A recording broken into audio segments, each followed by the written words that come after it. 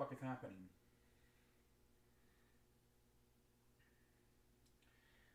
Ladies, we're here tonight on this.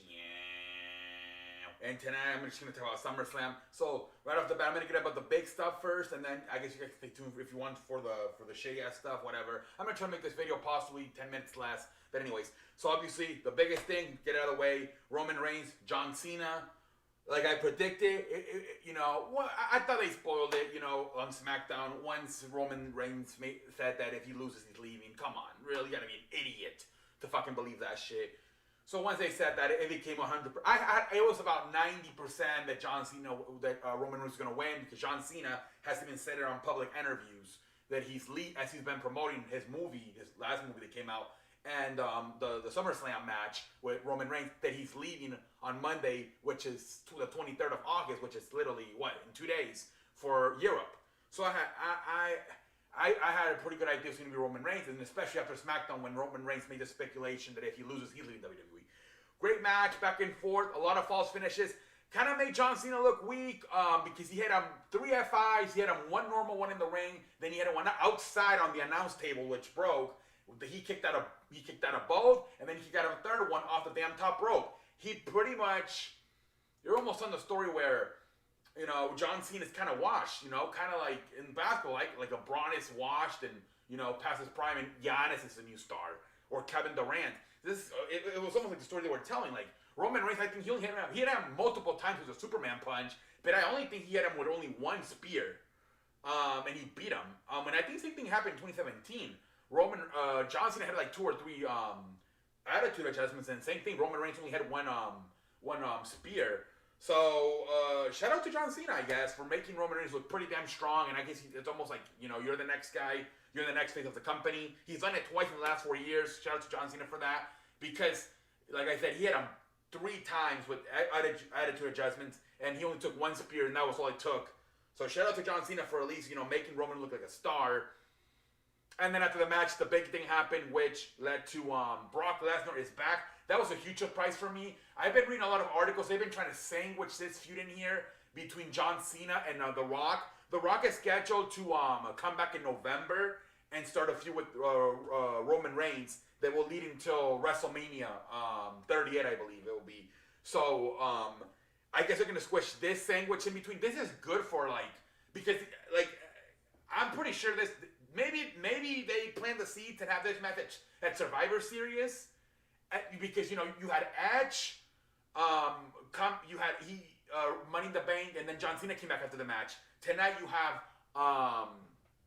after the match you have Brock Lesnar come back. So maybe possibly you drag this maybe until November at Survivor Series, and then after maybe he beats Roman Reigns, beats Brock Lesnar, maybe you have The Rock come out. It's gonna be interesting to see how they do it, because their next pay-per-view is not for their next big pay-per-view is not for another 3 months.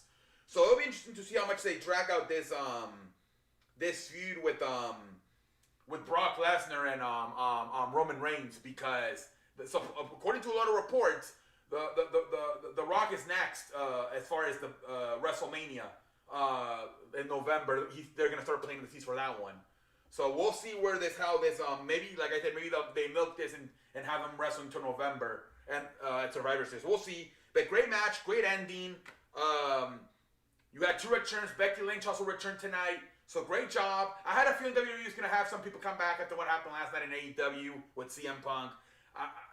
Whether these were planned or not, who knows.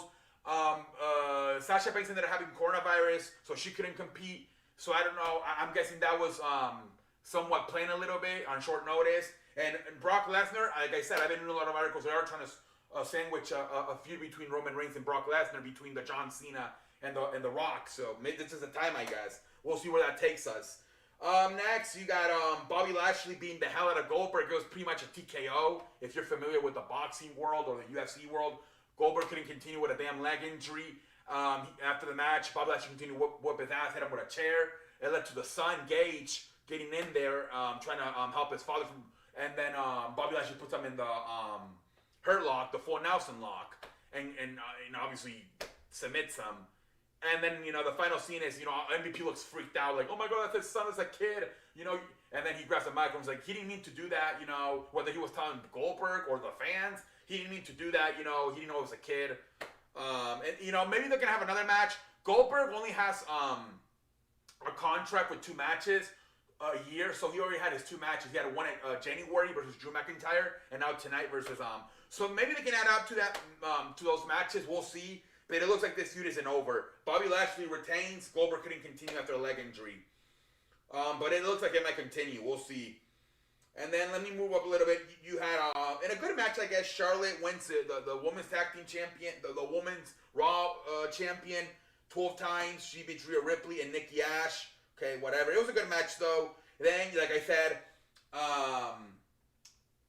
Bianca Belair ends up having to defend the title against Becky Lynch because Sasha Banks couldn't compete because she got coronavirus. They teased it in the beginning. They have Carmella come out there, and it looks like it's going to be Carmella and Bianca. But then before the match is about to start, excuse me, Becky Lynch comes out. She beats the hell out of what's her name? The blonde. What the fuck? She beats the hell out of her. And ends up being Becky Lynch versus pretty quick match. She elbows her and then she hits her with her finisher, and Becky Lynch beats Bianca Belair. A pretty quick match, kind of a bury right here. I thought they kind of buried Bianca Belair here. Whatever. I'm sure they'll continue their feud. Carmella is what I'm thinking about. Becky Lynch comes out, beat the hell out of Carmella, and then she has the match with Belair. Kind of buried Belair, like I said. Randy Orton and Riddle beat AJ Styles and Almas for the tag team champions. Hopefully AJ Styles goes back more into a singles competitor role, and maybe Almas can be like a security guard, like Commander Aziz is for Apollo Crews. I don't know. I feel like they're better like that. Plus, they need more main eventers, so it would help AJ Styles becomes a single star again. Okay, so Randy Orton and Matt Riddle are new tag team champions. And then the SmackDown Tag Team Champions, the Usos retain versus the Mysterios. Damian Priest wins the United States Champion versus Sheamus. Good match. Very good match here. Edge beats Seth Rollins. The whole match, the whole thing was, you know, him hitting the neck. He hit the neck of Rollins, kept hitting Edge in the neck. You know, he kept hitting the curve. He kept trying to hit the curve stomp. Remember, the story was that he hit a curve stomp on him. It was going to end his career because he's already had 3 neck surgeries. So the whole match, they're teasing that Rollins is going to hit him with the curve stomp. He never does. Edge ends up beating with a chokehold, kind of a weird finish. Instead of a spear or whatever, he beats him with a chokehold. So Edge wins. It's the first time Edge wins since last year when he beat Randy Orton at WrestleMania. It's been over a year. Edge really needed a win, man. That feud might continue too. A lot of these feuds could continue, to be honest. A lot of these feuds I can see continuing. Like I said, even the Bobby Lashley Goldberg one. And then Drew McIntyre beats Jinder Mahal. Alexa Bliss beats Eva Marie. I think the fat ass Doudrop turned babyface, and she kind of turned her back on Eva Marie after the match. And I think that's it. Yeah, I believe that is it, ladies and gentlemen. I believe that is it. And yeah, so that's the whole show. Like I said, I try to go as best I could as possible. But yeah, until next time, I'm out like a light. Holla at your boy!